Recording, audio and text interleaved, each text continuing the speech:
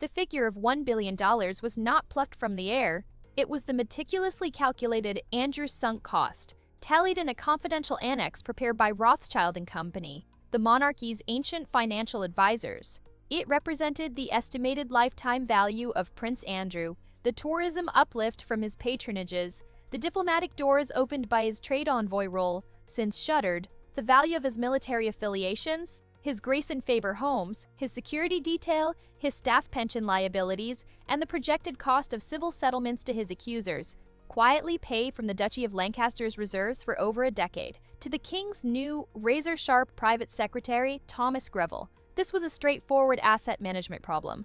Andrew was a toxic, non-performing asset draining the portfolio, but writing off a prince of the blood was not like shutting down a factory. The liability wasn't just financial, it was constitutional contagion. Andrew's legal battles in New York threatened to pierce the sovereign veil, to drag the crown itself into the discovery process of a U.S. civil trial. That cannot happen. Thus, Project Palladium was born, its goal, to purchase a global, lifetime legal shield for Andrew, absolving the crown of all past and future liability. The price, they knew, would be astronomical. The currency would not be cash, but sovereign concessions. Greville's opening offer to the U.S. Department of Justice, delivered through a back channel at the IMF, was audacious. In exchange for a global non-prosecution and non-cooperation agreement for Andrew and all royal household staff, the Crown would grant the United States permanent basing rights for a Cyber Command detachment within the UK's Secure Government Communications Headquarters. GCHQ redirect 5% of the UK's annual sovereign wealth fund investments into US Treasury bonds for 30 years, appoint a permanent US-nominated transparency liaison to the royal household with observer status on the committee that approves honors and titles. It was, in essence, an offer to mortgage pieces of national security and economic policy to save one man. Greville's team believed the Americans would see it as a grand strategic bargain. They fatally misunderstood their opponent. The DOJ's lead negotiator, Deputy Attorney General Mara Thorne, was a prosecutor who had dismantled Mexican cartels and Russian oligarchs. She saw not a grand bargain, but a panic sell-off. The sheer scale of what the Crown was willing to trade told her one thing: their fear of what Andrew's case would expose was infinite. The value of their secrets was immeasurable. She decided to mine that fear for its maximum worth. She dismissed the basing rights in the sovereign fund as political noise. Instead, her counter-offer was a single breathtaking page. It demanded the Windsor Waiver. This was not about Andrew.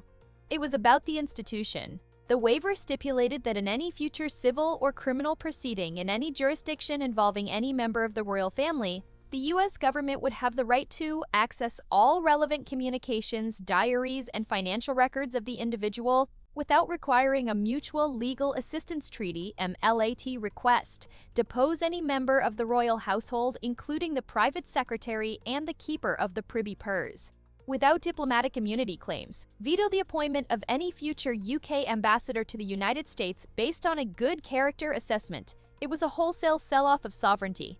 It transformed the royal family from a protected institution into a supervised entity under a form of American judicial trusteeship. In exchange, Andrew would get his shield. The U.S. would announce insufficient evidence to pursue him further and would lobby for the dismissal of all civil claims. Greville, back in his office at St. James's Palace, felt the world tilt. He had offered them a fortress. They had asked for the deed to the kingdom. The $1 billion figure in his report now seemed laughably quaint. The cost was incalculable.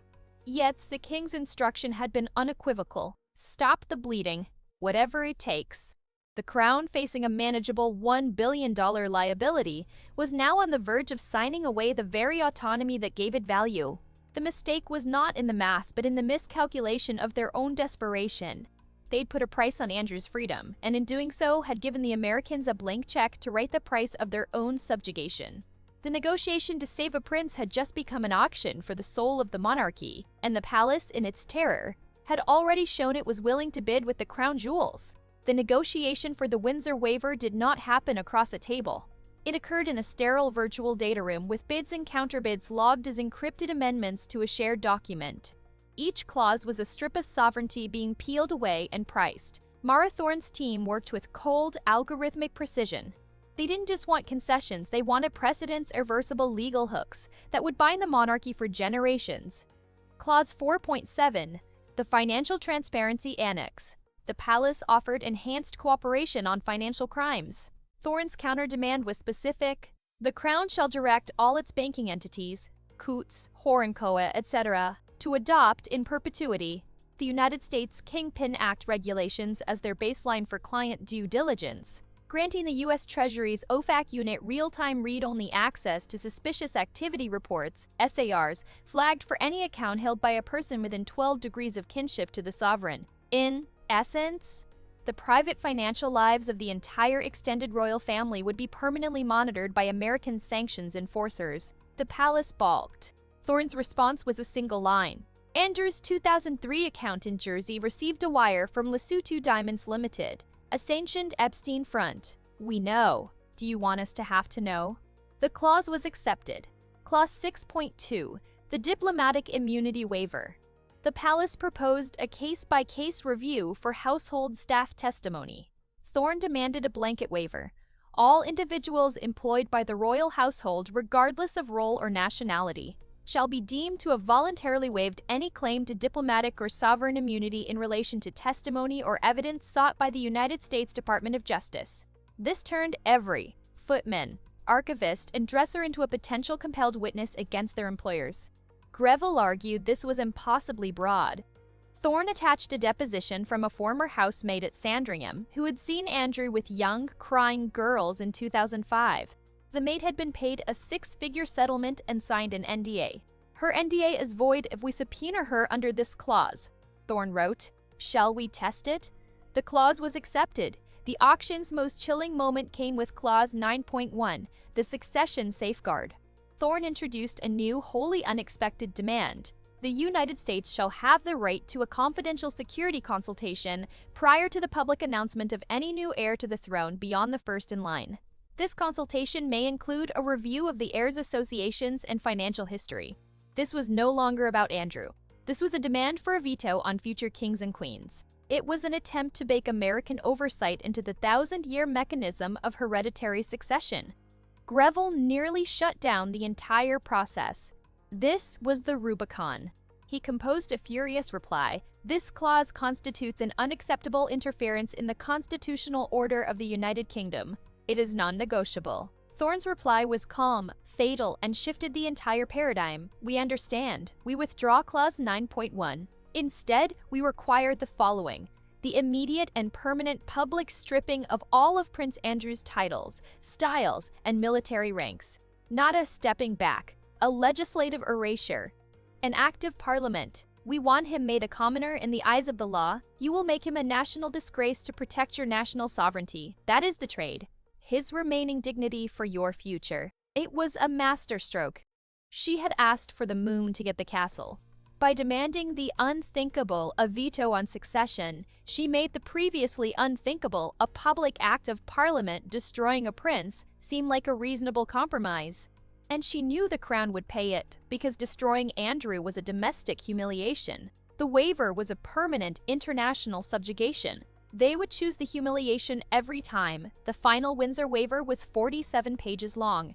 It contained the financial monitoring, the blanket immunity waiver, and a dozen other tiny technical shackles. In exchange, Andrew would be shielded. The $1 billion mistake was now complete. The crown had not just sold sovereignty, it had sold its right to privacy, its staff's protection, and its own brother's last shred of honor, all to avoid a discovery process that might have cost them less. The true cost was revealed in a separate internal DOJ memo from Thorne to the Attorney General. The waiver establishes a permanent leverage point. We may never use most of these clauses. Their power is in their existence. The British monarchy now operates with the understanding that we have a key to every door. That is worth more than any base or bond. We have not bought their cooperation. We have bought their compliance. The auction was over. The Crown, trying to settle a billion-dollar account, had inadvertently taken out a loan with infinite interest, payable in the coin of its own independence. They had sold their sovereignty to save Andrew, only to realize the price was requiring them to sacrifice him on the altar of that same sovereignty. The mistake was now a tragedy, locked in the immutable text of an international agreement. The interest on the sovereignty loan came due not in a court, but in the quiet hum of a data server in McLean, Virginia. It was paid not by the king, but by his heir. 18 months after the signing of the Windsor Waiver, Prince William, as Colonel of the Welsh Guards, planned a routine goodwill tour to the Gulf. His office submitted the standard itinerary to the UK Foreign Office. Unseen by them under the provisions of Clause 4.7 Financial Transparency, the names of several hosting sheiks were automatically cross-referenced with the U.S. Treasury's sanctions database. A flag was raised. One of the sheiks was a minority investor in a Turkish energy firm under investigation for violating Iran's sanctions. A routine, automated alert from OSAC pinged the transparency liaison at the U.S. Embassy in London. Under the waiver, this triggered a mandatory consultation. William's team was informed 72 hours before the flight that the prince's attendance at the sheik's dinner could be construed as providing material comfort to a sanctioned entity and might result in the prince being added to a U.S. visa watch list. The tour was cancelled. The excuse given to the press was a scheduling conflict. The real reason was a clause in a secret treaty invoked by an algorithm. The Crown had lost operational control of its own schedule to a foreign power's compliance software. This was the interest payment, the perpetual petty erosion of royal agency. The waiver's true purpose was now clear. It was not a shield for Andrew. His public destruction via the Titles Deprivation Act had already seen to that. It was a cage for the institution. Its clauses were rarely meant to be used but to be known. Every time a royal aide drafted a guest list, they now had to mentally screen it against invisible American rules. Every time a charity sought a royal patron, its donors were vetted against a hidden ledger. The monarchy began to self-censor, to become slower, blander, more risk-averse. The firm was now a subsidiary, its internal compliance department ultimately answering to a higher foreign authority. The $1 billion figure was finally audited. The cost of Andrew's scandals, the settlements, the security, the lost patronage had indeed approached that sum. But the waiver, designed to cap that liability, created a new, perpetual cost, the sovereignty discount. The monarchy's unique value, its mystique, its independence, its soft power was now permanently devalued by the market's knowledge that it was under external supervision. Its brand was no longer priceless. It had a price, and the world had seen the receipt. The Crown's mistake was fundamental. It treated sovereignty as a fixed asset to be traded, like a painting or an estate. But sovereignty is not an asset. It is the foundation of value for everything else. By selling slivers of it to pay a debt, they didn't just lose those slivers. They undermined the foundation, causing the entire structure, the respect, the authority, the magic to settle, crack, and permanently depreciate. They had sold their sovereignty to save Andrew. And in doing so, they made the entire monarchy less sovereign. The billion-dollar mistake wasn't the payout.